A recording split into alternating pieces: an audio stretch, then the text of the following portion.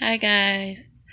Um, I just read a comment. I got asked, how does sickle cell affect my everyday life? Okay, I'm gonna kind of try to explain it a little bit. Sickle cell affects my everyday life. Mm, Not like I'm kind of compared to someone that has lupus or someone that has rheumatoid arthritis. Like mostly the joints is where it affects me. My blood cells are not shaped normally. They're shaped like a sickle, a crescent moon. So it's easier for them to get stuck in the vessels, which causes pain and swelling, and anything can,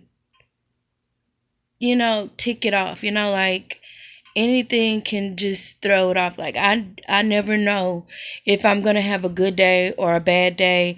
Like I can be having a great day and then go to sleep, and in the middle of the night, boom, I'm waking up in tears because I'm in pain. It's been days that I've been like I could be doing anything, and then all of a sudden I'm crying because I'm in so much pain. And it is just no reason to say like, oh, what caused it, because I mean I could have a good day, and the pain, like it's been many nights I've gotten up or couldn't I've had to get out of bed and crawl to the restroom because of the pain. Like I'm getting emotional right now because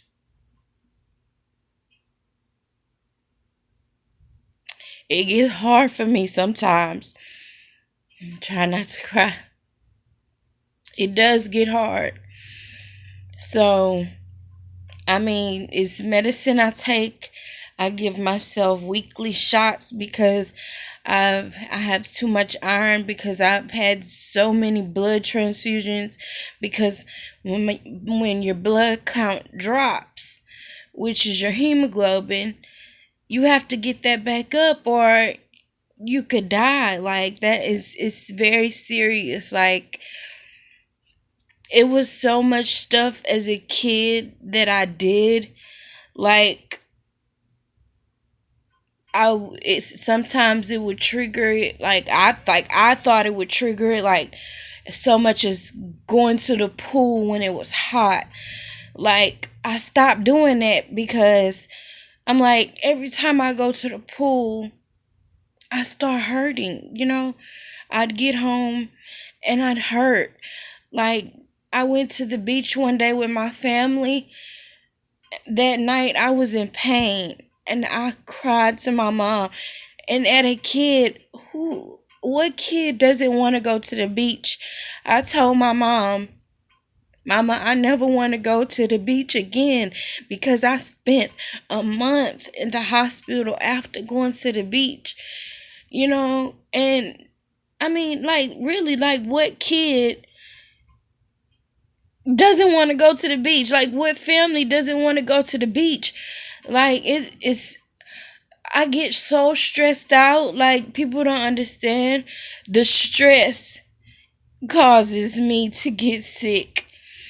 And I have problems with a certain person. I'm not going to say any names. I have problems with this certain person, and it's just like the stress level is more than I could bear, more than I can take. And when I'm going to the emergency room, they're not listening to me. That doctors hear what they want to hear. They don't want to. They want to say something other than what you're feeling. They want to tell you something. That's how I'm gonna put that. It's been one time We went to the hospital when I was younger, and the doctor told my mama she's not hurting. She didn't start crying till she woke up. Yes, because I'm sleeping. When I'm sleeping, the pain is kind of, it's bearable. It's bearable. Like, if I fall asleep, I'm okay.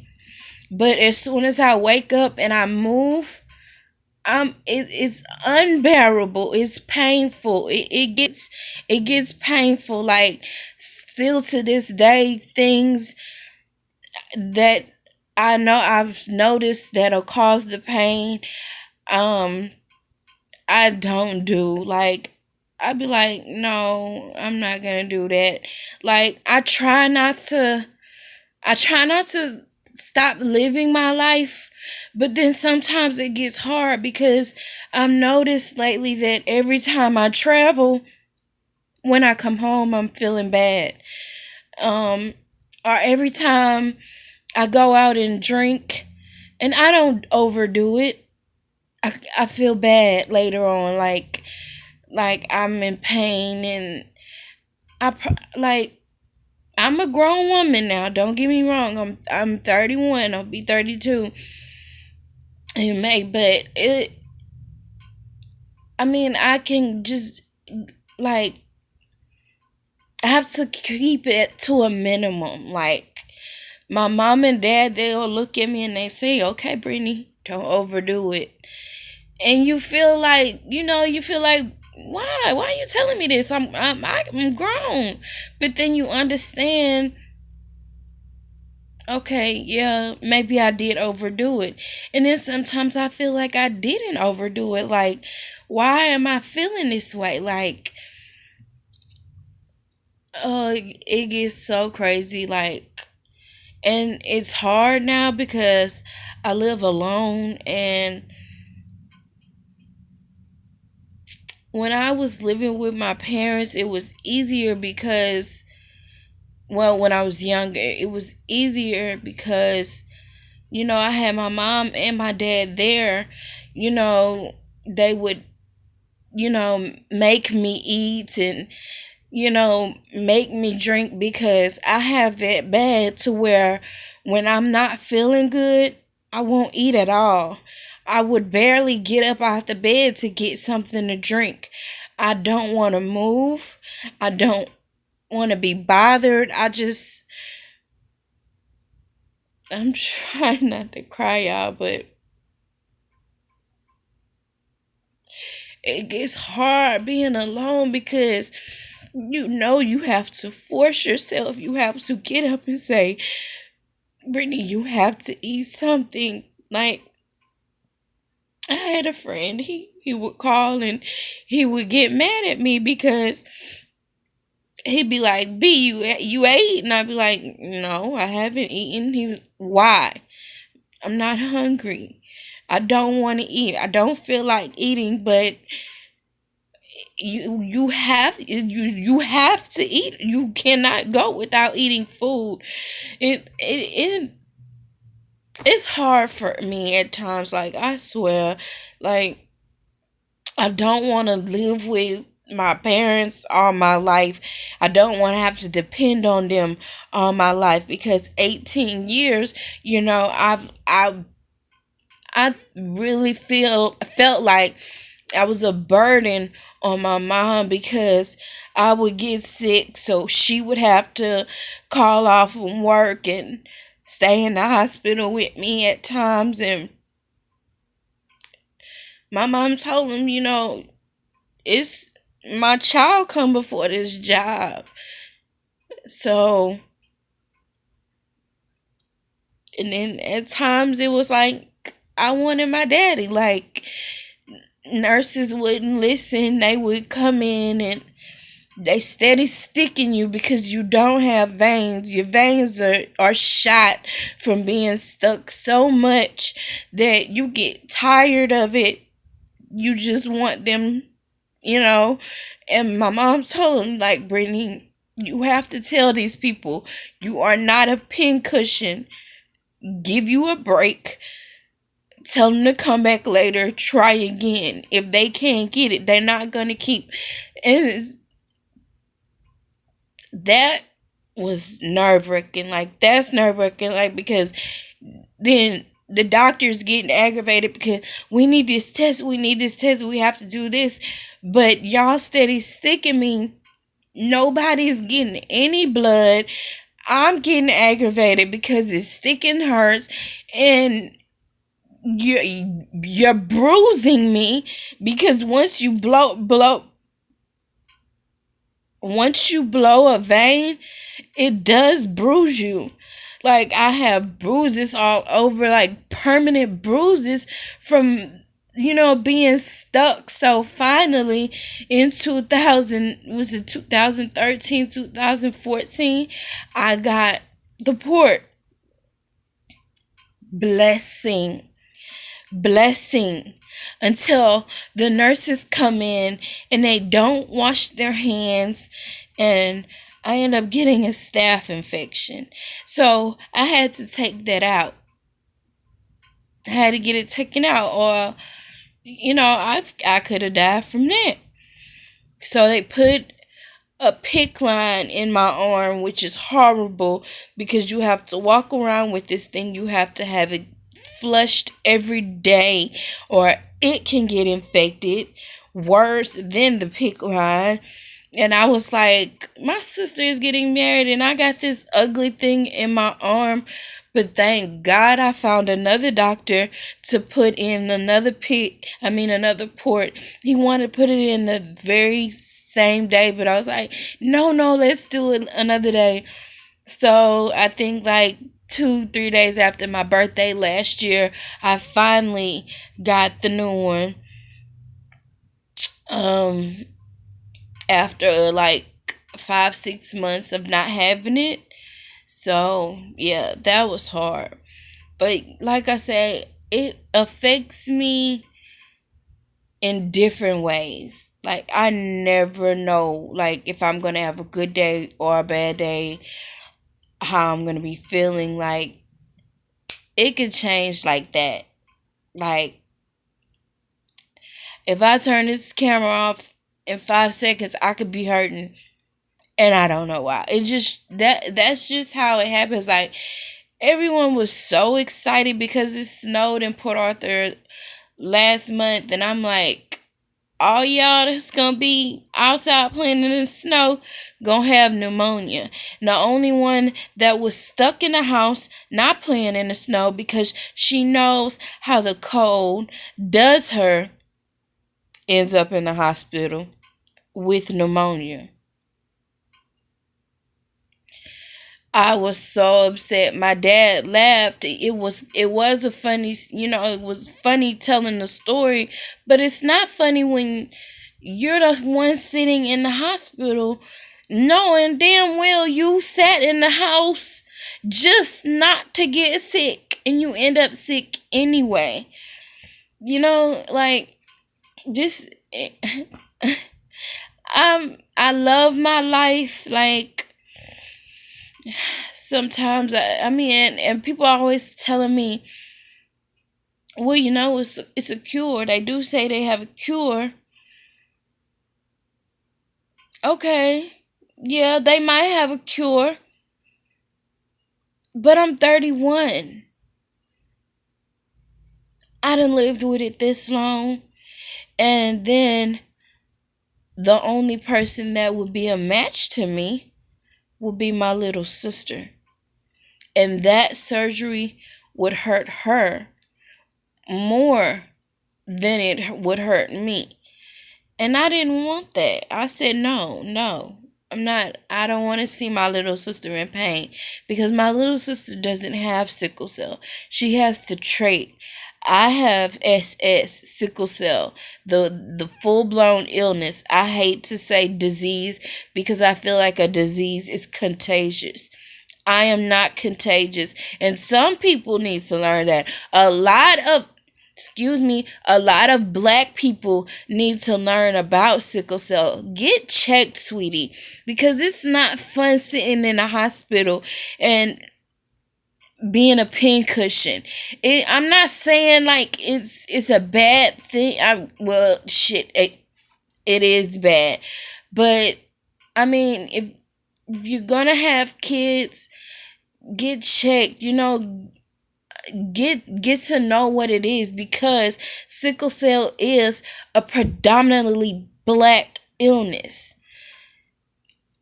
I've only met one other person that was not black that had sickle cell, but she was Mexican. So, black people, educate yourselves on sickle cell. It's not fun at all. It's not fun. Like, I've spent days and days in a hospital, missing school, missing my friends, not playing. I had my whole junior, my whole, my whole no, my whole sophomore year, I was homeschooled because I got sick. I missed a whole 6 weeks of school and they failed me. And my mom said, "How are you going to fail a child if she's not there to do the work?" So she enrolled me in out of high school and enrolled me into homeschool. I hated it. I hated it. Not being around my friends, not being around people like my age, like every day. That's not what's up. That's not what's up. That's not cool. I hated it. So I'm asking you guys, if you're gonna reproduce, check to see if you have the trait, because I'm telling you, it's sickle cell is hard. It's hard. This is not an easy road. Some people may make it look easy, but it's not an easy road at all. Like, I'm 31 and it's been plenty of times I wish that it would all be over. Like, I used to ask my mom and dad, like, why me? Why me? Why do I have to go? Shit. Why do I have to go through this pain? Like, I tell, I catch myself telling people today when I'm hurting, I'm tired.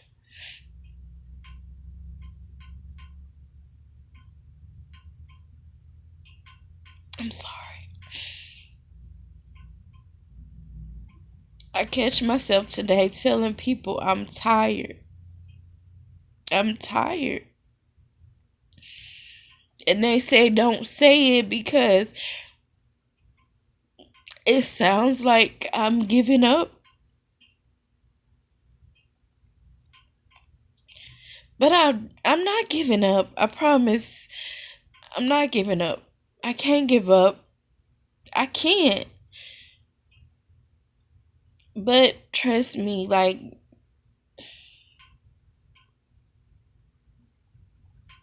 I'm sorry, y'all. I'm so sorry. I'm so sorry. I'm not giving up. But it does get rough. Especially living alone, it gets rough.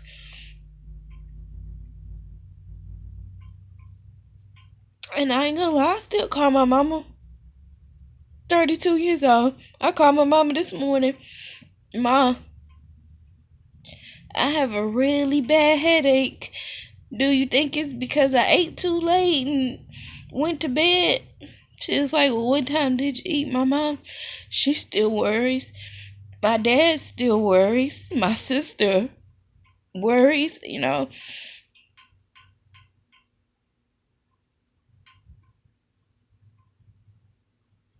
It gets tough, but I'm trying, y'all.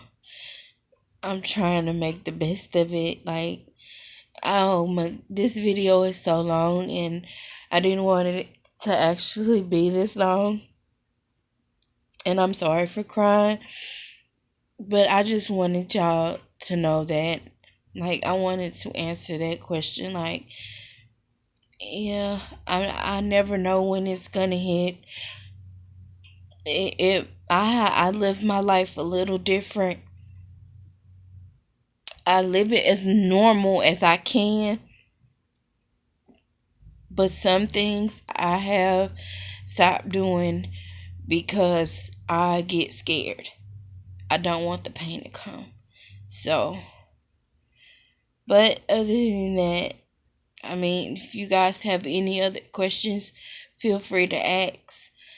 I just wanted to get that answered. Love you. Broke nail.